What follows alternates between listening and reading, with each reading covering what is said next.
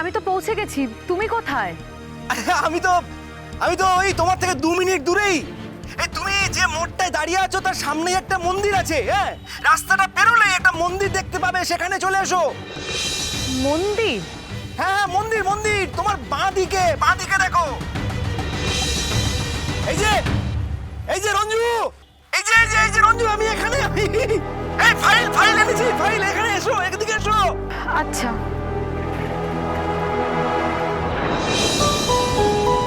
সুবীর কি করে এটা বলতে পারলো?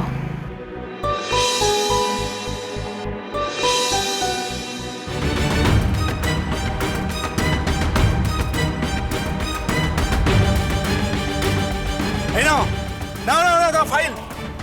আরে দরকারি ফাইল, এবার ভুলে গেলে চলে? হ্যাঁ, ভাগ্যিস আমি বাড়িতে ছিলাম, না যে কি বিপদে পড়তে কে জানে। নাও ধরো। আমি যে তোমার থেকে ঠিক 2 মিনিট দূরে আছি সেটা তুমি কি করে জানলে সুবীর? আর আমি যে গলির মোড়েই এসে দাঁড়িয়েছি সেটাই বা তুমি কি করে জানলে? আরে তুমি তো এই রাস্তা ধরেই আসবে, আমি জানি তো, তাই আর কি। না সুবীর, আমি কোথা দিয়ে আসছি, কোথায় আছি, আমি তো তোমাকে কিচ্ছু বলিনি। এগুলো তুমি কি করে জানতে পারছো? রঞ্জু, কি ব্যাপার, তুমি এখানে? তুমি সুবীর, তুমি এখানে? হ্যাঁ, আরে আমি তো অফিসে একটা কাজে এদিকে এসেছিলাম।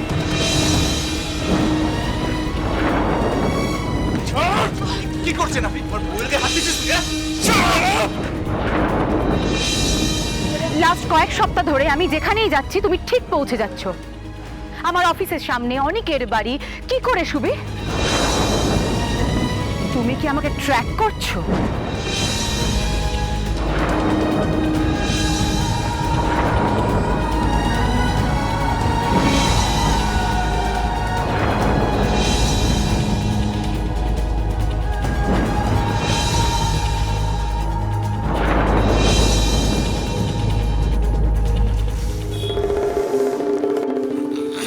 কি হলো সুবীর? তোমাকে কিছু জিজ্ঞেস করছি তো। তুমি কি আমাকে ট্র্যাক করছিলে? কি ট্র্যাক?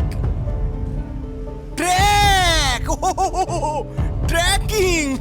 আরে এসব তুমি কি বলছো রঞ্জনা? হ্যাঁ, আমি একটা ব্যাংকের সামান্য কর্মচারী, এইসব টেকনোলজির ব্যাপার আমি থোড়ি বুঝি। হ্যাঁ, তাহলে তুমি আমাকে বুঝিয়ে বলো যে আমি যখন যেখানেই যাচ্ছি তুমি ঠিক সেখানে কি করে পৌঁছে যাচ্ছ?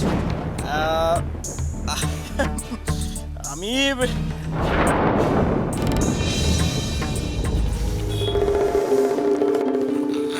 কি হলো সুবীর? তোমাকে কিছু জিজ্ঞেস করছি তো। তুমি কি আমাকে ট্র্যাক করছিলে? কি ট্র্যাক? ট্র্যাকিং? আরে এসব তুমি কি বলছো রঞ্জনা? হ্যাঁ, আমি একটা ব্যাংকের সামান্য কর্মচারী, এইসব টেকনোলজির ব্যাপার আমি থোড়ি বুঝি। হ্যাঁ, তাহলে তুমি আমাকে বুঝিয়ে বলো যে আমি যখন যেখানেই যাচ্ছি তুমি ঠিক সেখানে কি করে পৌঁছে যাচ্ছ? আমি আসলে ওটা একটা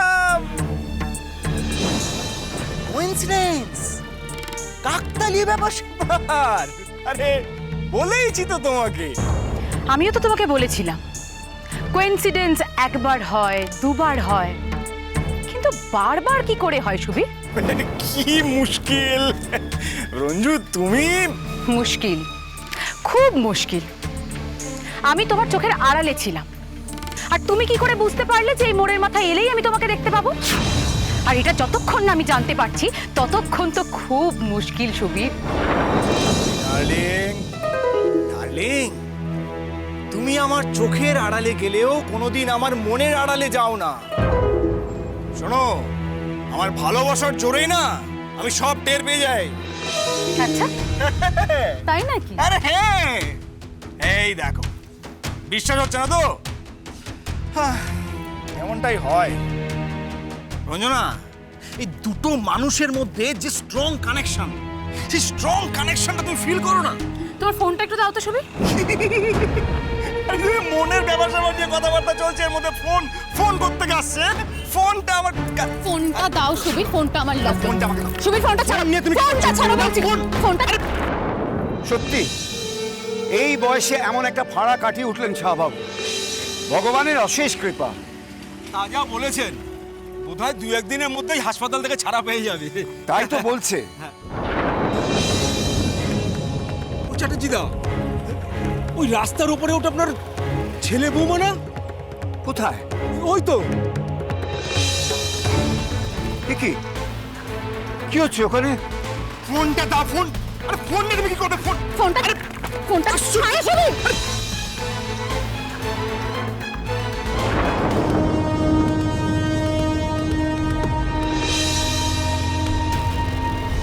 রাস্তার লোকজন দেখছে কিন্তু।